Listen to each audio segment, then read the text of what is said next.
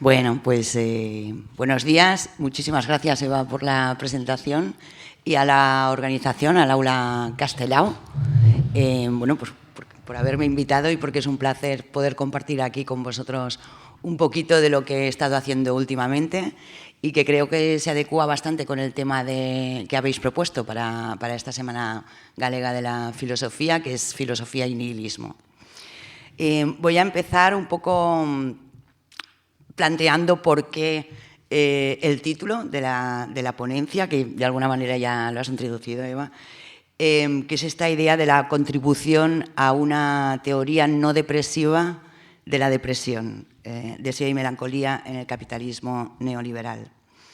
De hecho, la idea de una teoría no depresiva de la depresión es una cita que extraigo de un texto de Bifo Berardi, un fragmento que está en Almas al Trabajo, donde él bueno, plantea cómo ha cambiado la subjetividad del obrero, del trabajador, en el capitalismo fordista y después en el capitalismo neoliberal, ¿no? Y una de las características del capitalismo neoliberal, dice él, y yo estoy bastante de acuerdo, es el carácter depresivo de las subjetividades en este capitalismo. Por eso dice él que es necesario una conciencia, dice exactamente, y lo reformulo en una teoría no depresiva de la depresión. De hecho, lo que voy a plantear es algo que, bueno, que he estado trabajando en un librito que he escrito, bueno, que se ha publicado hace poco, que es está en catalán, no creo que llegue, pero bueno. Y el título es 4.227 suicidios no ejemplares. Deseo y melancolía en el capitalismo neoliberal es el subtítulo. Y digamos que el número 4.227 hace referencia al número de suicidios contabilizados en España en el último año del que se tienen datos fehacientes. Y bueno, un poco lo que planteo ahí en este texto, lo que intento pensar es el por qué y qué consecuencias tiene y por qué este aumento, digamos, de los casos de suicidio, sobre todo entre la gente joven. De hecho, es la primera causa de muerte no accidental entre los jóvenes y es la tercera causa de muerte en términos absolutos a nivel mundial. Entonces, bueno, digamos que ya solamente con estos datos nos deberíamos plantear qué está pasando. Y si a eso sumamos algo que supongo que estuvo comentando Laura Martín López Andrade, que son los datos de enfermedad mental, si convenimos en llamarle así, pues tenemos que como el 20% de gente que llega a la primaria, es 27, me parece, es derivado a psiquiatría, así ya de entrada, y entre un 20% y un 54% de la población en España está medicalizada, ¿sí? Entonces, bueno, esto se vive a nivel político, social, mediático, como un problema de salud mental. Y en tanto que problema de salud mental se soluciona con fármacos, supongo que ya cuando estuvo aquí Laura explicó las paradojas y las trampas de este círculo recurrente. Y un poco mi posición, o lo que voy a tratar de explicar, tiene que ver con no entender esto que se llama enfermedad mental y en concreto la depresión como enfermedad mental, es decir, no entenderla como un problema de salud mental, porque eso es justamente lo que hace el capitalismo. Y en la estela de Fisher y de otros autores, pues tratar de comprender que eso que en realidad llamamos enfermedad mental es un síntoma del malestar con el que se vive actualmente en las sociedades capitalistas, neoliberales, postfordistas, como le queramos llamar, ¿no?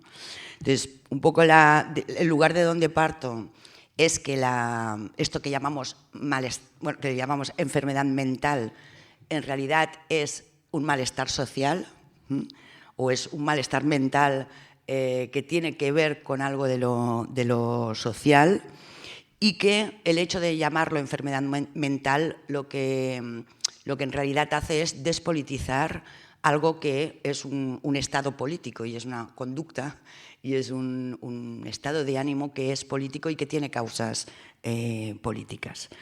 Por eso la necesidad de pensar algo así como una teoría de la depresión, ya que es de las enfermedades mentales la más extendida. Tratar de pensarla como síntoma, en primer lugar.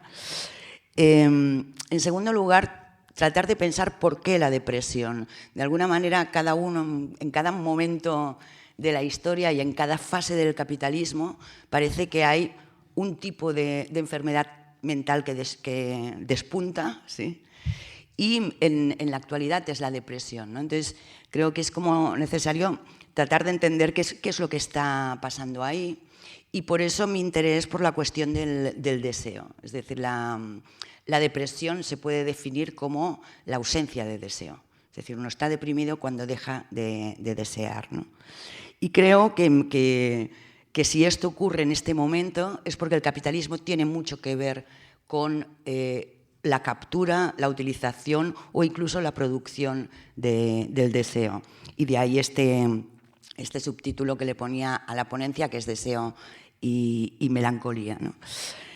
Y sobre todo, en tercer lugar, en cuanto a una teoría de la depresión, implicaría no entender la depresión como tenemos un problema, tenemos que tratarlo, o no solamente así, ¿sí? No entender como un problema que hay que solucionar, sino que mi postura es un poco entender la depresión, la melancolía, en la dimensión de verdad que tiene. Es decir, en parte como un estado de lucidez ante el modo de vida que se nos hace vivir en la actualidad. Y un posicionamiento, digamos, anímico, pero que también es político. De ahí que voy a tratar un poco de explicar qué es esto de la melancolía y qué nos puede aportar, ya que del 20 al 50% de la población va a pasar por ahí en algún momento, pues igual tenemos algo que aprender de ella, ¿no? Entonces, bueno, un poco esto es así como el planteamiento y lo que voy a ir desarrollando a lo largo de este ratito, de esta hora que estaré hablando. Espero no ser muy pesada, si me queréis interrumpir, ningún problema. Pero bueno, un poco, en primer lugar, lo que querría es explicar un poco cuál es el análisis que he tratado de hacer en el libro y que, bueno, en diferentes momentos, entre el deseo, el capitalismo y la tecnología, ¿sí? De hecho, podemos hablar de que el neoliberalismo es un cibercapitalismo. Hay algo con la tecnología que se está jugando ahí y que tiene que ver también con el deseo. En segundo lugar, voy a tratar de mostraros un poco, así brevemente, pero cuáles han sido las críticas al concepto de deseo, ¿sí? En tanto que, porque durante mucho tiempo se pensó que el deseo era una categoría emancipadora, incluso hoy todavía se articula como categoría emancipadora y a mí me gustaría ponerlo en cuestión, precisamente porque es el lugar o la categoría a través de la cual el capitalismo funciona. En tercer lugar, voy a tratar de dibujar un poco en qué consiste la melancolía tal y como yo trato de pensarla, partiendo de Freud, pero yendo a las críticas que se le han hecho a Freud y en concreto al texto de Duelo y Melancolía. Y bueno, y finalmente, pues nada, voy a hacer una pequeña conclusión que en mi caso, os adelanto, hago spoiler, va a ser una defensa del nihilismo. Es decir, no creo que el nihilismo sea algo que tengamos que erradicar, sino que el nihilismo es una posición política que es reivindicable en sí misma. Así que es un poco esto lo que voy a tratar de desarrollar. Bueno, pues respecto a la primera cuestión, que es esta del deseo y el capitalismo y la tecnología, digamos que en diversos análisis, yo creo que está en Berardi, pero previamente había estado en Fisher y previamente había estado en Nick Land. Nick Land era un filósofo teórico que estaba en el CCRU con Fisher, que era este centro así como de estudios cibernéticos, filosóficos y demás. Y que después Nick Land pues, tomó como una deriva fascista, pero eso no quita, no hay que cancelar a los fascistas porque son fascistas, sino bueno, vamos a ver qué traen de interesante, ¿no? Y Nick Land fue quizá el primero en formular de una manera como muy clara en varios lugares, pero sobre todo desde un posicionamiento antimarxista, bueno, pues unas tesis que justamente Fisher, que sí va a ser de izquierdas y sí va a hacer la crítica al capitalismo desde las izquierdas, va a retomar. Entonces, la tesis, digamos, fundamental de Land es que si el neoliberalismo ha triunfado es porque ha sido capaz de capturar el deseo. Es decir, que entre capitalismo y deseo hay un vínculo. Esta mirada es novedosa porque normalmente todas las críticas al capitalismo se hacen desde una perspectiva economicista, desde una perspectiva marxista normalmente, ¿no? Entonces, darle la vuelta a esto, bueno, me parece interesante. Empezar a entender que la política tiene que ver con el deseo. Y un poco como se articulan las tesis de Land es, bueno, que en primer lugar, digamos, si pensamos que venimos de, ya ni nos acordamos, pero venimos en los años 70 de unos ciclos de lucha que eran lucha armada, es decir, que habían creído que se podía parar el capitalismo con las armas, ¿sí? Cosa que hoy es absolutamente inimaginable. Bueno, pues durante los 70 estaba lleno de grupos terroristas armados, etcétera, que pensaban que así se iba a acabar con el capitalismo. Y en cambio, a pesar de que la lucha fue como tan radical, desde los montoneros, brigadas rojas, etcétera, adelante, a pesar de ese radicalismo, el neoliberalismo ha triunfado, el capitalismo ha triunfado, sin dejar huella de eso, siquiera, ¿no? De esa oposición como tan violenta que hubo en cierto momento. Y la explicación que da Land es porque, si esto ha sido posible, es porque el capitalismo se ha apropiado de la mecánica libidinal de los sujetos, ¿sí? Es decir, que el capitalismo ha sabido jugar con el deseo de la subjetividad. Después pondré un ejemplo para que veamos un poco en qué consiste esto, ¿no? Es decir, que ha sabido hacer que no haya nada, que no haya nada fuera del capitalismo que no sea libidinizado dentro del mercado. Cualquier posición política que ahora queramos tomar y que no pase por el mercado libidinal no va a triunfar, simplemente no existe. Y frente a esta conciencia del capitalismo de que lo que tenía que hacer era capturar el deseo, las izquierdas, como se han ido mostrando a lo largo de este periodo que va desde los 70 hasta 2025, en general es que han sido unas izquierdas que han tendido como a hacer un discurso de la contención, un discurso de la represión, del parar las máquinas, incluso sermonear, incluso ser moralistas, ¿no? en determinados momentos. Bueno, como un discurso realmente conservador. Entonces es extraño que la izquierda sea conservadora, mientras que la derecha, si llamamos la derecha neoliberal, ¿no? la derecha en el sentido capitalista, es incitadora del deseo. Y la izquierda se muestra como represora, como contenedora, digamos, como un posicionamiento como muy de mínimos siempre. Esta es la primera crítica que hace Land a las izquierdas. La segunda es que el capitalismo además se muestra creativo, se ha sabido mostrar creativo, se ha sabido mostrar revolucionario, se ha sabido mostrar como una fuerza revolucionaria que traía el progreso, que traía de hecho aquello que las izquierdas prometían y que no han cumplido. Mientras que las izquierdas se mostraban estéticamente conservadoras, modernistas, sobre todo las izquierdas más intelectuales, ¿no? Pues siempre tiraban hacia un tipo de cultura muy literaria, muy inaccesible para la mayor parte de la población, alta cultura, bastante elitista, ¿no? Por ejemplo, si pensamos en términos musicales, pues no sé si tienes Adorno hablando de Schoenberg, ¿no? Y las izquierdas y el capitalismo, pues yo qué sé, pues está con los Beatles, ¿sabes? O está con otra cosa. Si a ti te dan a elegir entre Schoenberg y Daddy Yankee, pues obvio, ¿no?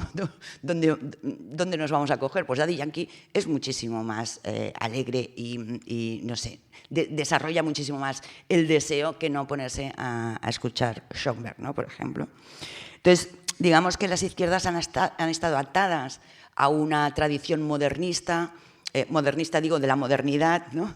Que además había hecho una narrativa de lo que era la cultura y a la cual las clases pues, trabajadoras no llegaban, mientras que el capitalismo fue directamente a las clases trabajadoras y les propuso productos culturales desinhibidores.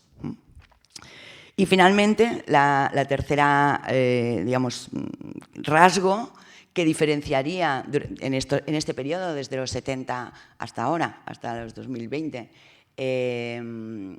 la posición de izquierdas y derechas es que el capitalismo se ha mostrado muy emprendedor en todo lo que tiene que ver con la tecnología, Silicon Valley, ¿no? Es decir, el capitalismo lo que ha propuesto son revoluciones tecnológicas, una detrás de otra, no paramos. Mientras que las izquierdas se han mostrado tecnofóbicas en muchas ocasiones.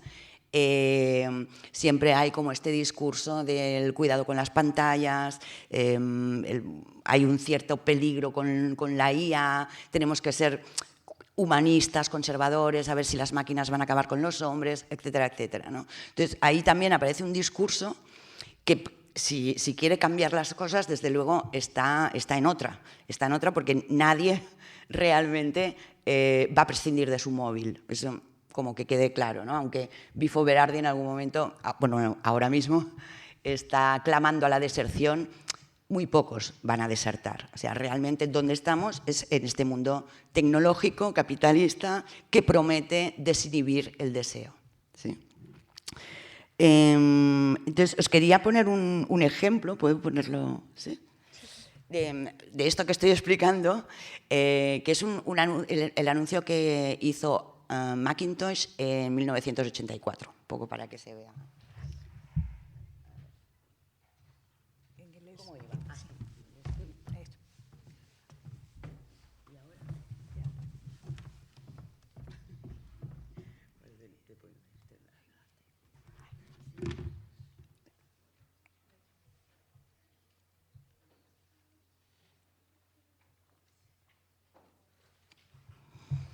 Es un anuncio de...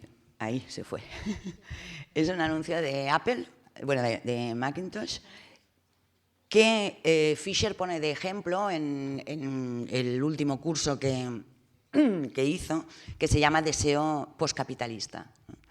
Y pone justamente como este ejemplo. ¿Qué pasó ahí? Técnicos.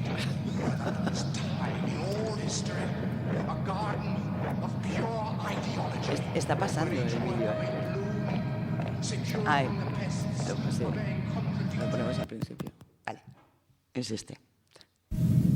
Today we celebrate the first glorious anniversary of the Information Purification Directives. We have created, for the first time in all history, a garden of pure ideology, where each worker may bloom, secure from the pests, obeying contradictory thoughts. Purification of thoughts is more powerful a weapon than any fleet or army on earth. We are one people, with one will, one resolve, one cause. Our enemies shall talk themselves to death, and we will bury them with their own confusion. We shall prevail. On On January 24th, Apple Computer will introduce Macintosh. And you'll see why 1984 won't be like 1984. Voilà. Este es el anuncio perfecto para ilustrar lo que intentaba decir, ¿no? Es decir, el vínculo entre capitalismo, deseo y tecnología, ¿no? Es decir, lo que aparece aquí, bueno, pues ya habéis visto, ¿no? Es como 1984, un mundo gris, etcétera, que claramente representa el mundo soviético, ¿no? Lo que podía ser esa promesa comunista. Y en ese mundo soviético gris, donde todo el mundo es igual y todo el mundo piensa igual, llega una chica en shorts rojos con su maza megaldética y acaba con ese mundo gris, ¿no? Pues ese es el capitalismo triunfante. Esto es lo que nos ha vendido el capitalismo. El capitalismo se ha mostrado a sí mismo como deseante, como atlético, como revolucionario y como femenino, porque es una chica, no hay que olvidarlo. Entonces, es como la imagen que el capitalismo se dio a sí mismo para venderse y que ganó todas las luchas armadas y todas las oposiciones que podían haber, ¿no? Finalmente fue esto lo que triunfó en nuestras subjetividades, lo que hizo que aceptásemos ciertos cambios. Entonces, en este sentido, se pueden hacer como más análisis, ¿no? de este movimiento. Tendríamos que sumar a estas críticas de Nate Land, por ejemplo, el análisis que hace Foucault de lo que ha pasado en este cambio del capitalismo fordista, que sería el de la fábrica, el del trabajador, el obrero, que casi también podría representar un poco la vida gris, ¿no?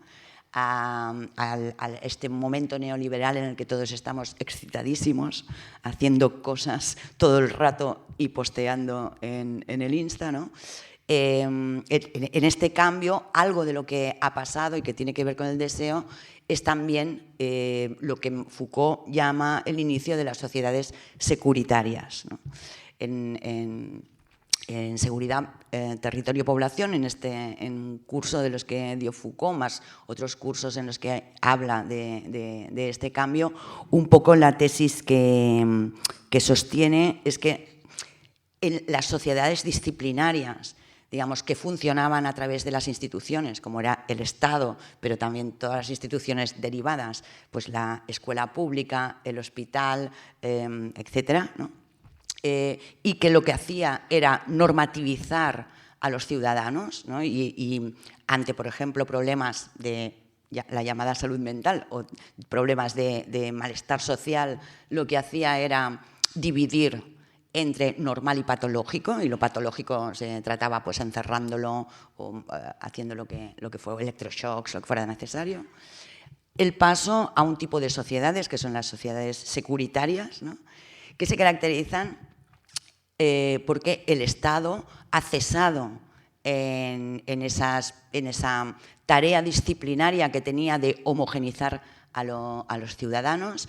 El Estado ha dejado de proteger, supuestamente, en el caso de los estados de bienestar, pues ha dejado de proteger, digamos, a los ciudadanos de las desigualdades que el capitalismo por sí genera, ¿no?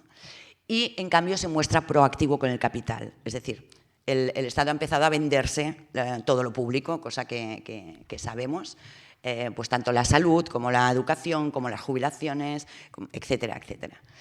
Y en esa circunstancia en la que ya no hay un supuesto Estado protector, obviamente el sujeto tiene que activar todo su deseo para procurarse todo aquello que el Estado ya no da. Es decir, que cada uno de nosotros nos tenemos que pagar una mutua de salud, tenemos que pagar pues, la escuela de nuestros hijos, tenemos que ahorrar para la jubilación, etcétera, etcétera. Y eso hace que se genere un sujeto que es el empresario de sí mismo, ¿no? Dice Foucault que es este sujeto deseante que no puede parar de producir porque no sabe cuándo se le va a acabar la protección, ¿no? Por lo tanto, se ha de estar procurando la protección constantemente. Entonces, esto, más que el capitalismo nos está diciendo que es deseo puro, ¿no? Pues digamos que articula este sujeto que cada vez somos más. Y esto de un lado.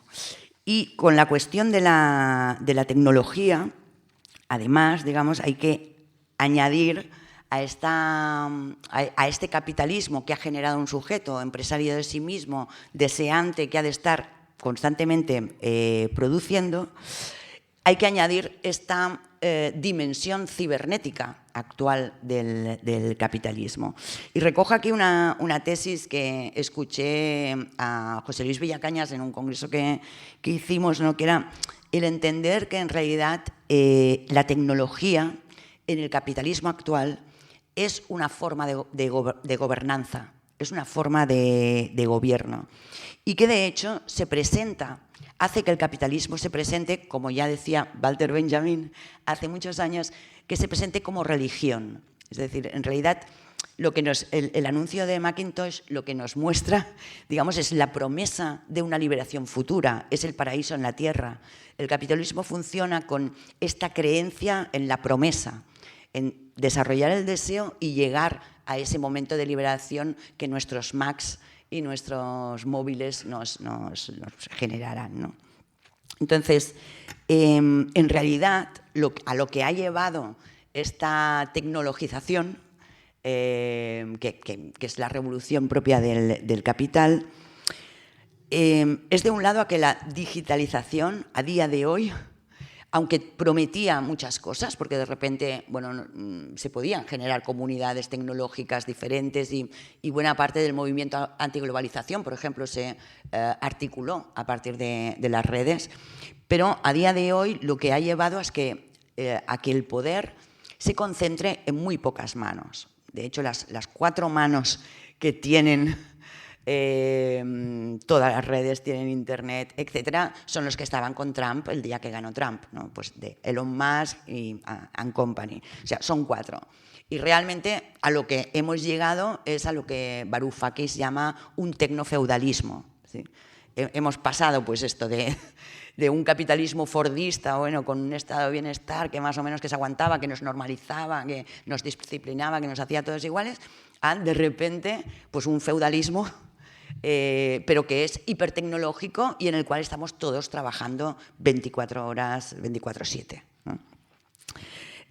Además, digamos, esta presencia de la tecnología lo que hace también es generar algo muy curioso y que tiene que ver con el deseo, que es la brecha tecnológica, ¿sí?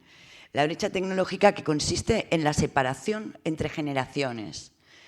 Ahora que llamamos a los boomers, a los millennials, a los zoomers, etcétera, ¿no?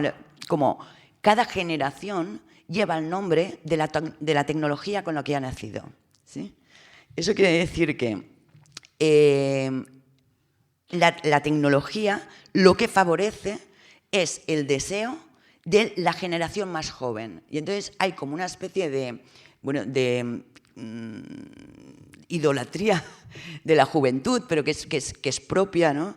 Digamos, probablemente, ¿no?, como comentaba Villacañas, la juventud más explotada de la historia es la que se siente más libre porque tiene el acceso inmediato a la tecnología. La tecnología con la que nace es con la que va a poder producir capital, con la que va a poder ser empresario de sí mismo, etcétera. Pero de manera que los que ahora tienen 50 años, por ejemplo, ya no van a ser hábiles en la tecnología que ha nacido ahora. Y los jóvenes, vosotros, dentro de 20 años ya no tendréis las capacidades para la tecnología que vendrá, ¿sí? Por lo tanto, esta revolución tecnológica hace siempre a la juventud vencedores por adelantado, aparentemente, ¿no? Porque son los que van a ser más rápidos, los que van a estar con la tecnología que haya en ese momento produciendo y produciéndose la vida, pero en cuestión de 20 años estamos envejecidos en términos tecnológicos, ¿sí? Y por lo tanto dejamos de ser competentes en el mercado laboral. Y esto, teniendo en cuenta que el Estado pues, desaparece, de que todo va a ser por iniciativa privada, etcétera, este auge, digamos, del deseo tecnológico tiene sus consecuencias a largo plazo, ¿sí? Y bueno, pues esta sería como otra dimensión de este deseo, que que es el que articula la productividad dentro del capitalismo neoliberal. Entonces, bueno, un poco este es el mapa, digamos, es como el diagnóstico que hago. He intentado explicar por qué hay este vínculo entre capitalismo y deseo. A día de hoy no podemos seguir haciendo el análisis del capital solamente en términos económicos, tenemos que hacerlo también en términos subjetivos, ¿no? En términos de cómo se vive, cuál es el modo de vida que nos propone el capitalismo. Y solamente así podemos entender por qué en realidad estamos todos deprimidos, ¿no? ¿Por qué todo el mundo está medicalizado? ¿Por qué bueno, en realidad no somos pues lo felices que nos proponía, nos decía que íbamos a hacer Macintosh? Entonces, digamos, no sé si la suerte, pero bueno, al menos no le quiero llamar esperanza, no sé cómo llamarle, la gracia del asunto, digamos, es que a pesar de todas sus promesas, el capitalismo fracasa, ¿no? Y lo que estamos viviendo es el fracaso del neoliberalismo. Fracasa como en muchas dimensiones, pero desde luego esta promesa que nos hacían de un capitalismo atlético femenino y en shorts rojos, finalmente lo que ha traído es precarización en todo el ámbito laboral, una extensión de la jornada laboral como no se había visto nunca. Trabajamos 24/7. Ningún sindicato hubiese aprobado esto hace 4 días, ¿no? Se supone que las luchas sindicales eran por la jornada laboral, por las horas. Pues bueno, estamos trabajando los fines de semana y la tecnología tiene que ver con esto. Es decir, se ha extendido muchísimo más el horario laboral. Hay muchísimo más malestar social, que se le llama enfermedad mental, ¿no? Pero realmente, en realidad, lo que sucede es que no todo el mundo puede estar deseando 24/7. Esto es insoportable, desear tanto, ¿no? No hay que lo aguante. Y es normal que estemos deprimidos, por no hablar, bueno, pues ya por los casos de suicidio, la crisis climática, nos estamos cargando el planeta, etcétera, etcétera, ¿sí? Y entonces es dentro de este fracaso que se puede comprender el auge de los fascismos, ¿no? Es otra cosa que también decía Berardi, es decir, ¿por qué el fascismo surge ahora? Bueno, pues porque actúa sobre una población deprimida, ¿sí? Actúa sobre una población que ya no cree en la promesa del capital. Es una población, además, las clases más trabajadoras, que saben lo que se les viene, que tienen que ser empresarios de sí mismos, que en 4 días van a estar desfasados en términos tecnológicos, que se van a tener que dar a sí mismos la jubilación, etcétera, que no van a poder sostener el deseo. Y el fascismo se presenta como un desinhibidor del deseo, se presenta como una nueva promesa que te dice: y te voy a llevar a lo antiguo. Ahora vamos a ir al capitalismo fordista, que se vivía mejor. Es imposible. O sea, está prometiendo una imposibilidad. No vamos a volver a la familia tradicional, cuando ya el propio neoliberalismo ha acabado con ella. No vamos a volver a la sociedad binaria, cuando ya todo el mundo hace lo que le da la gana con su cuerpo. Eso no va a pasar. No vamos a volver a ninguno de los lugares donde el fascismo promete volver, ¿sí? Pero bueno, funciona todavía, bueno, como la chica de Macintosh, ¿vale? Y por eso el fascismo libidiniza y se presenta, pues esto, pues a lo Trump o a lo Milei, pues se presenta como algo libidinal, como pues yo qué sé, con sus herramientas así de show, ¿no? Y lo hace sobre una población que ha perdido la libido, ¿sí? Que ha perdido el deseo. Y ante eso las izquierdas pues tienen poco que hacer, porque las izquierdas que se muestran parlamentarias, digamos las izquierdas democráticas, se mantienen en ese tono que decía Nick Land, que es el tono conservador, el no vayamos tan lejos, el cuidado, un cierto discurso humanista, etcétera, etcétera. Y las izquierdas que optan por la libidinización pues serían los populismos, ¿no? ¿Y qué van a hacer? Lo mismo que hacen los fascismos. Van a mostrarse, yo qué sé, el comunismo libidinal.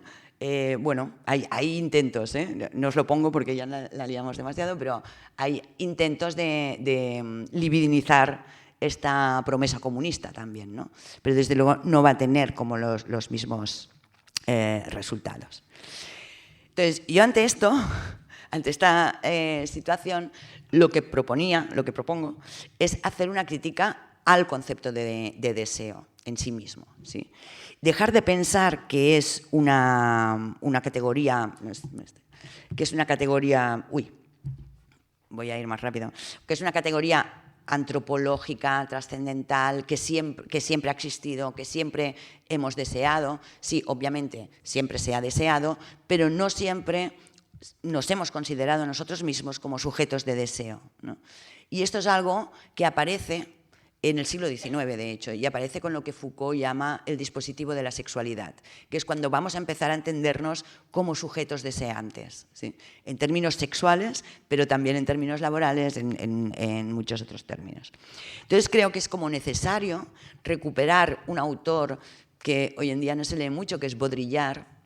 Tiene un librito que se llama Olvidar a Foucault, pero que en realidad no era tanto, hace una mezcla, pero en realidad no era tanto una crítica a Foucault como una crítica a Deleuze, realmente, a la propuesta deleuziana de tomar el deseo como una fuerza revolucionaria, ¿sí? Y lo que venía a decir Baudrillard en ese momento es que en realidad las políticas deseantes como las que planteaba Deleuze y Guattari funcionaban igual que funcionaba el capitalismo neoliberal. Y en el caso de Foucault también tenía problemas con Deleuze cuando Deleuze planteaba que el deseo era una fuerza revolucionaria, y de hecho hay unas discusiones entre Foucault y Deleuze en el que Foucault se muestra, digamos, partidario del placer y no del deseo, porque plantea que el deseo precisamente siempre va a ser una categoría que nos ate, que nos encierre a la subjetividad deseante en lugar de abrir a otra posibilidad. Entonces, frente a estas propuestas que hubieron pues, en el postestructuralismo con Deleuze y Guattari, de pensar, digamos, la revolución a partir del deseo, hay que admitir que eso ya lo hizo el capitalismo, eso ya lo ha cooptado el capitalismo, y entender que lo que hizo el capitalismo no fue tanto capturar un deseo que estuviera previamente ahí, sino que ha podido funcionar dentro del dispositivo deseante, ¿no? De esto que se abre en el siglo XIX y que, podríamos decir, no es que el deseo haya sido capturado por el dispositivo capitalista, sino que el deseo es el dispositivo. Y es el dispositivo sobre el cual el capitalismo ha podido triunfar. Y de ahí que haya surgido esta figura que es el empresario de sí, que es el triunfador, etcétera, etcétera. De ahí que la pornografía sea la industria actual con más beneficios en el capitalismo neoliberal. De ahí que estemos todos en esta órbita deseante haciendo funcionar la máquina, ¿no? Entonces, paso, porque no me quiero alargar tanto, a la tercera cuestión, que es la cuestión de la depresión, ¿vale? Digamos que un poco con el análisis que he hecho, y pasando, que se tendría que pasar más tranquilamente por la crítica de esta categoría de deseo, digamos, las propuestas no pueden ser, entiendo yo, las propuestas no pueden apelar, las propuestas de cambio, las propuestas bueno, ¿y qué hacemos ante la situación que tenemos ahora? No pueden seguir apelando al concepto de deseo, me parece a mí, ¿vale? Porque si decimos que el capitalismo es una religión que funciona con el deseo, que funciona con la promesa, etcétera, oponerle otro deseo, un deseo comunista, un deseo postcapitalista, etcétera, etcétera, es oponer a una religión otra religión, ¿sí? Y lo que entiendo que deberíamos hacer es ser ateos de una vez por todas. Entonces, una manera de llegar al ateísmo, de matar a Dios ya de una vez, que Nietzsche ya lo hizo en el siglo XIX y estamos en el XXI y parece que no hay manera de acabar de entenderlo, una de las maneras es politizar ese sentimiento que afecta pues del 20 al 50% de la población, que es la depresión. La melancolía, yo comento en el libro que la melancolía o la depresión tiene muy mala prensa, pero muy buena salud.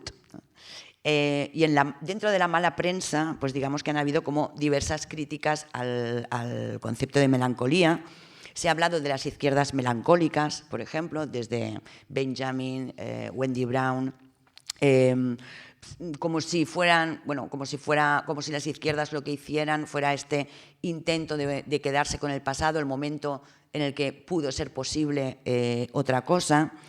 Y de hecho, por ejemplo, Fisher mismo apela a una cierta melancolía, pero entendida como la reactivación de los futuros perdidos, de aquellos futuros que en el pasado se pensaron, pero que no llegaron a realizarse y que por lo tanto es necesario recuperar, ¿sí?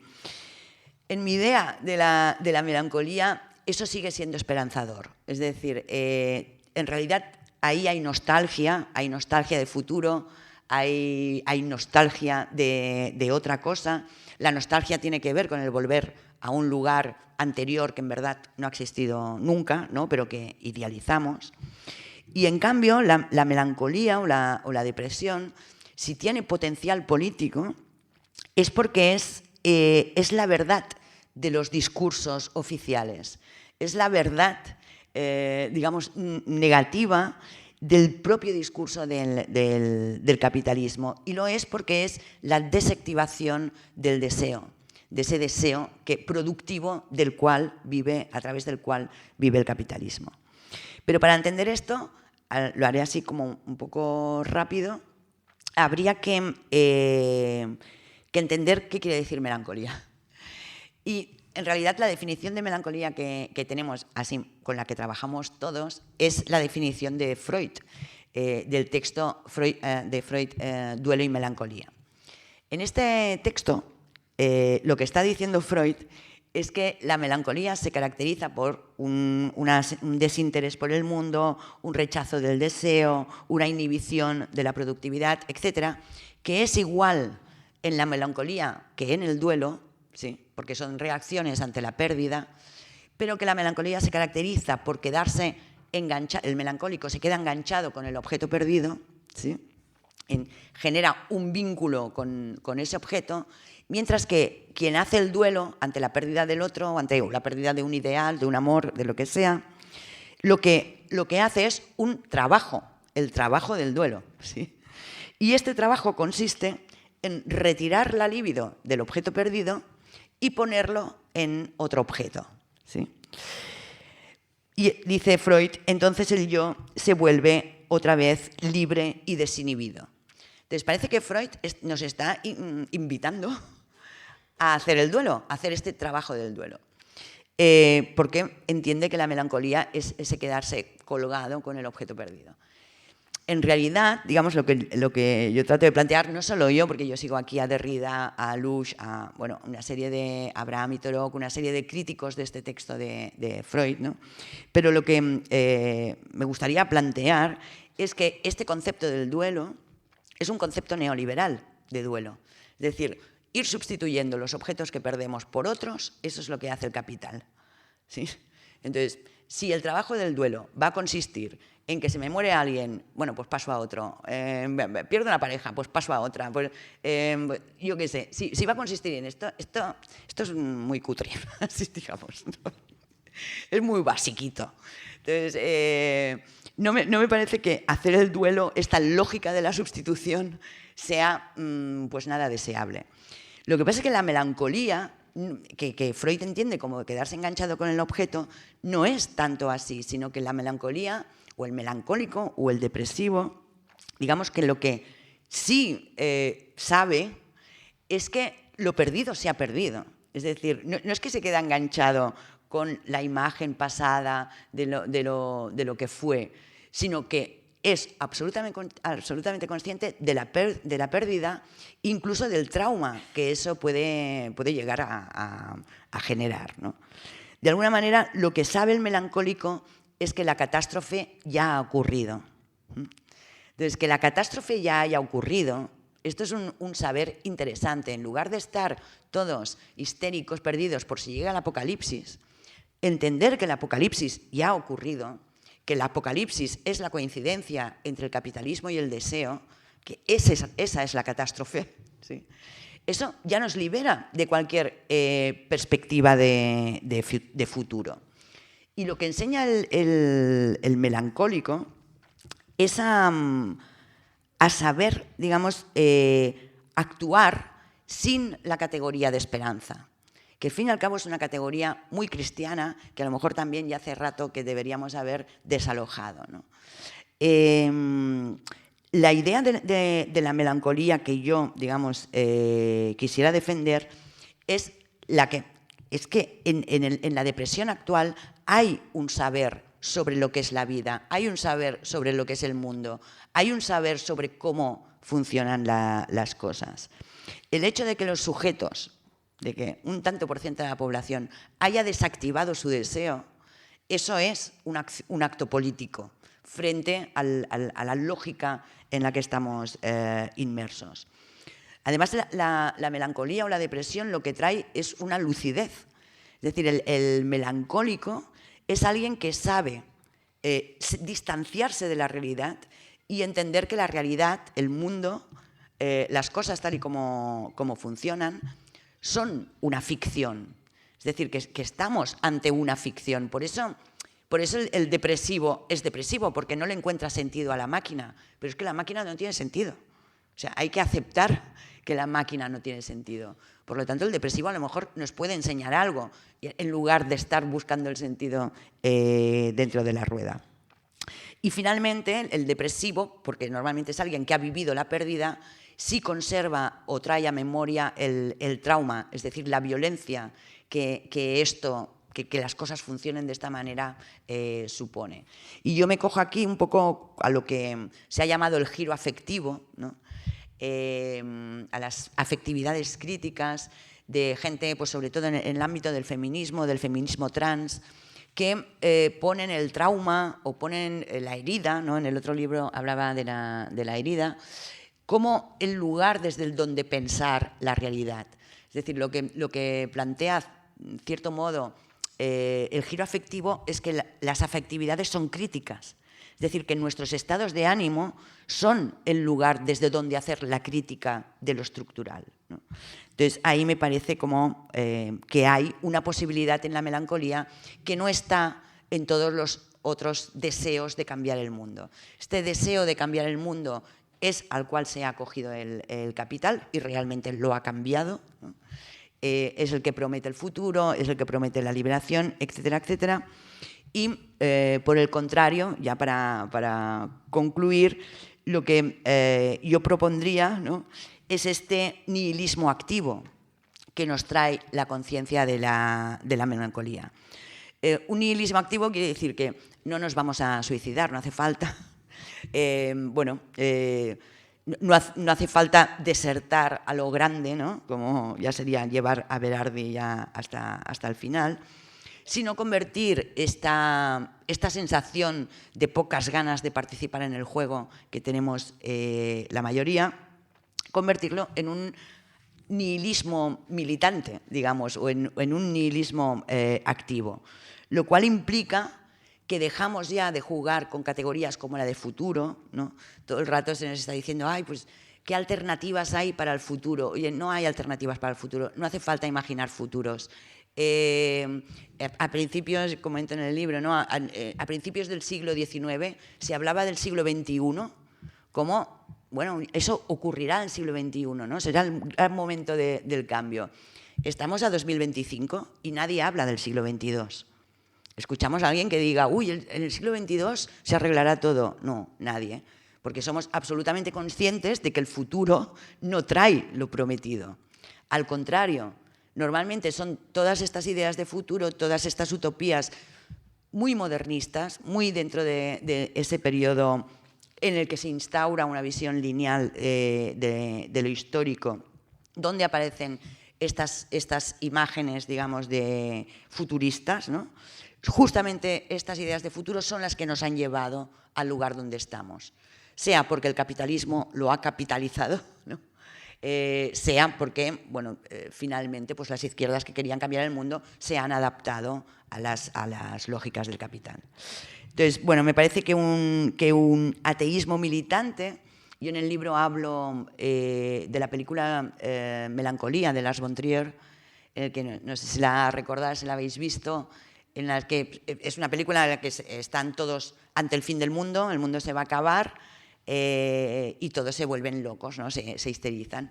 Y la única que mantiene la dignidad es Justine, que es un personaje que es el depresivo de la película, que ha estado en la cama todo el rato, pero que en el momento de la verdad, mientras hay un niño, pues el padre del niño se suicida, la madre se pone a escuchar Bach y beber vino, otro se intenta escapar no se sabe cómo porque hay un planeta que está a punto de chocar con el nuestro, pues Justine lo que hace es ocuparse del niño.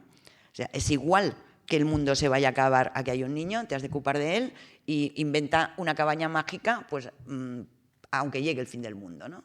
Bueno, pues esa es la posición del melancólico, del que sabe vivir sin futuro, del que sabe vivir sin esperanza, no es necesaria la esperanza para vivir, y el que puede actuar sin histerizarse, sin ponerse, digamos, en esa situación en la que uno ve los límites de su deseo. Obviamente el deseo en algún momento se va a tener que acabar.